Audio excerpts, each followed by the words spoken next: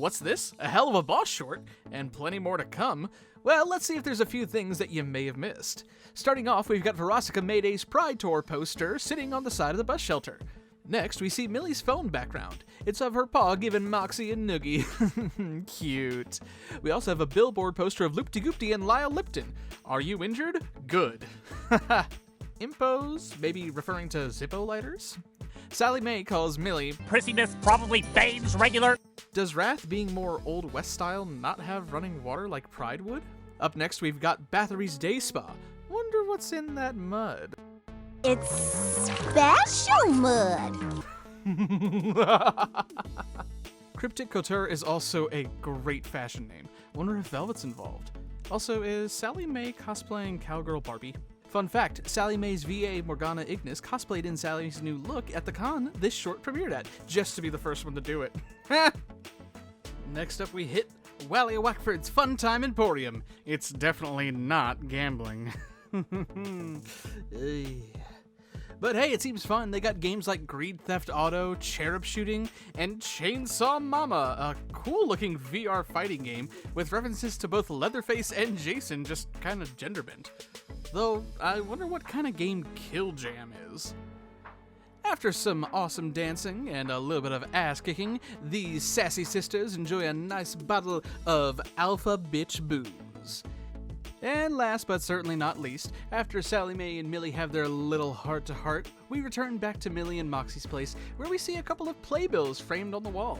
They're a little blurry, but they appear to be Hell's versions of the musicals Cats, Phantom of the Opera, which we know Moxxie's a fan of, and Hello, Dolly, the musical that gave inspiration to Rosie's character from Hazbin Hotel. In short, this short was super flippin' cute for many reasons. Can't wait to see the next one. Hell of a short too means more little details you may have missed. First, someone at IMP doesn't use coasters. That desk is ruined. And if you look in the drawer, you can see Blitz's little puppets of Moxxie and Millie all the way back from Season 1, Episode 2, Lululand. Next, we have IMP's current mission brief. It reads, Target, ? Location, Antarctica, near McMurdo Station, an actual research station in Antarctica. Description, a man-eating beast, no clear description. Info, client wants us to hunt down the man-eater that killed him and now poses a risk to his fellow researchers. Personally, I think he's being a little bitch. He's already dead, so why go through the trouble of hiring someone to... Why are you still typing? Are you writing this all down? Mox, I swear to fucking Satan, you are beyond stupid! And then it just cuts off. Leave it to Moxxie to take down Blitz's info word for word and beyond. IMP has branded winter gear? When are these gonna be in the shop, Vivzie? Just kidding. My wallet can't take it. As some may have already mentioned, the plot of researchers in freezing conditions being picked off one by one is reminiscent of John Carpenter's The Thing.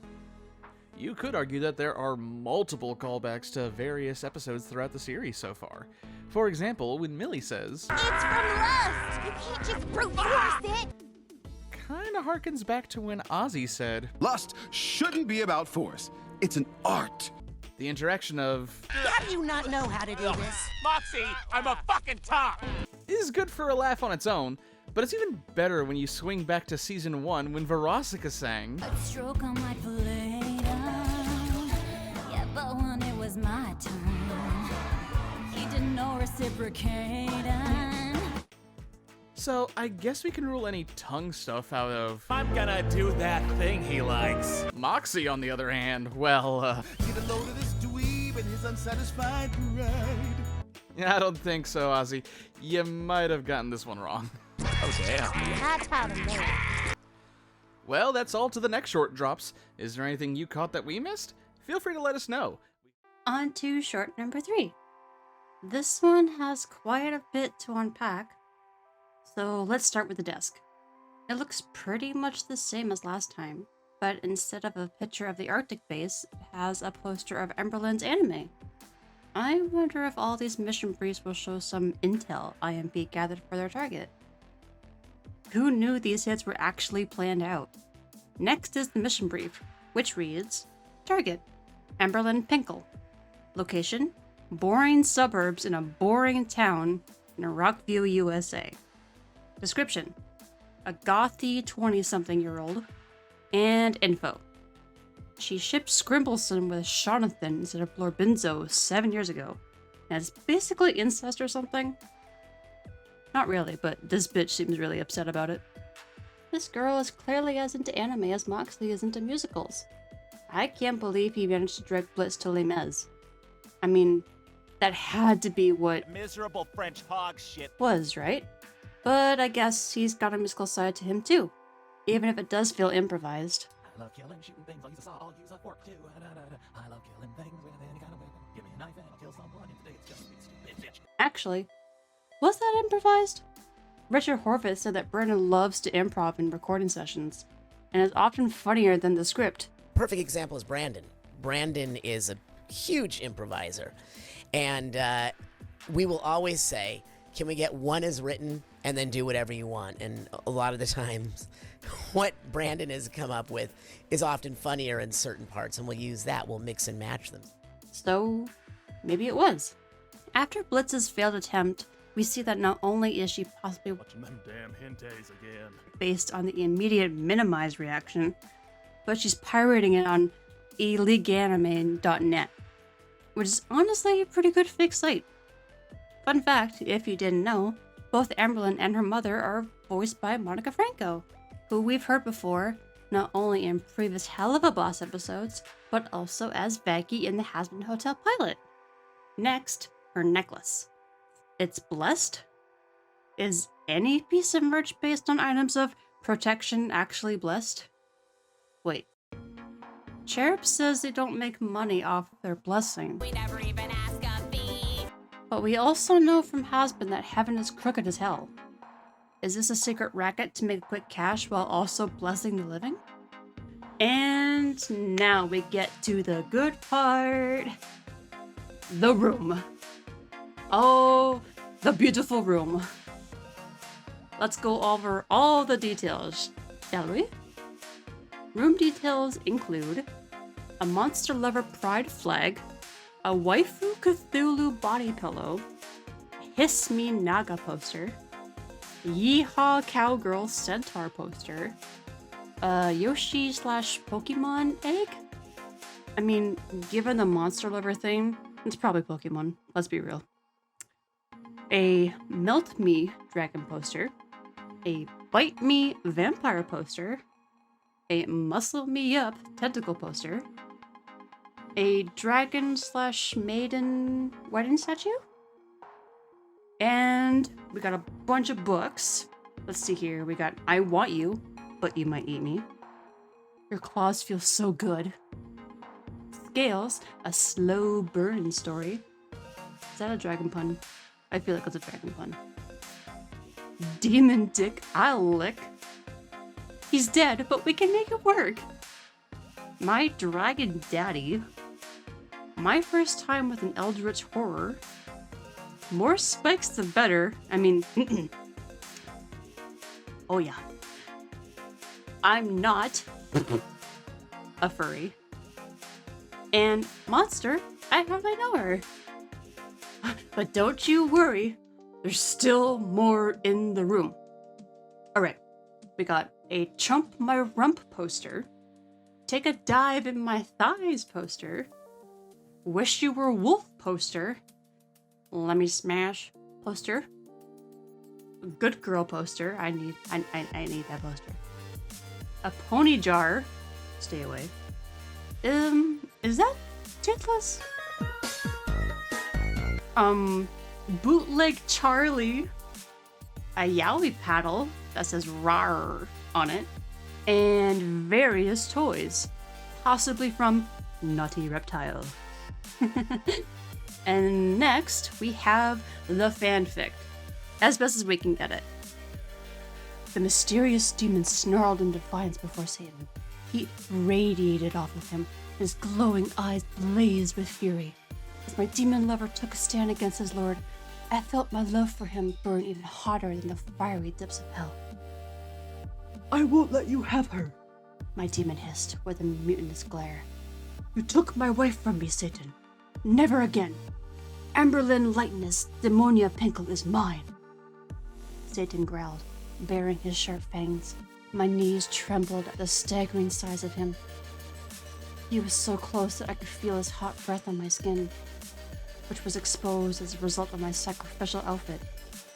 Satan's concubines are forced to wear lace bras, leather miniskirts, combat boots, eyeliner, and a smoky eyeshadow lip. Also black lipstick.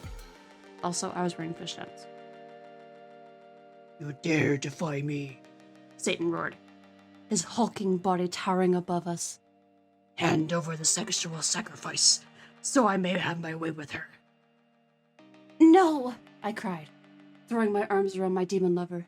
Please, don't let him ravish me over and over. My body belongs to you. She's mine to ravish over and over, my demon declared, holding me close. And then it just repeats as it zooms by. Her self-insert is a clear reference to the fanfic My Immortal's main character, Ebony Darkness Dementia Raven Way. Next is Blitz's Stab, Stab, Stab, a reference to Niffty at the end of Hazbin Season 1. Stab, stab, stab. And finally, Emberlin becomes a cat demon with wings.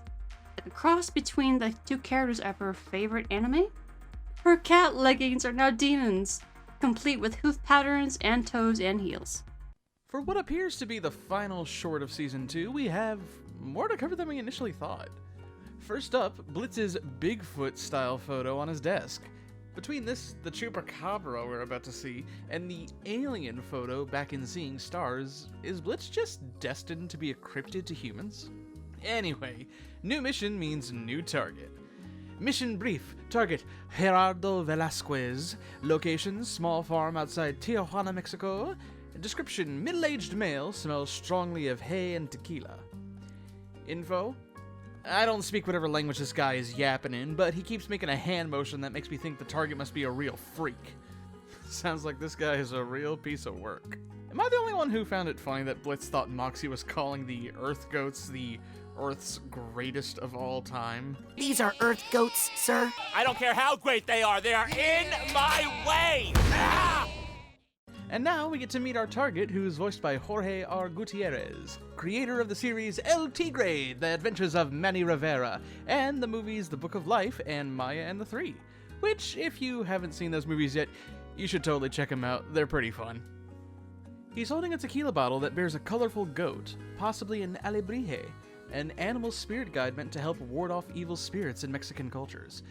Though, given the worm with his own little hat, perhaps this is a bottle of mezcal, which is often confused for tequila. For those who don't know, the maye worm was said to have changed the taste of the agave that was distilled to create mezcal, and so can be found in some bottles.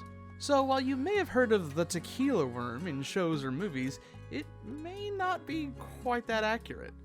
Hey, who thought you'd actually learn something in one of these shorts? He also has a shotgun that has a mustachioed cactus with his own bottle of spirits. Wait.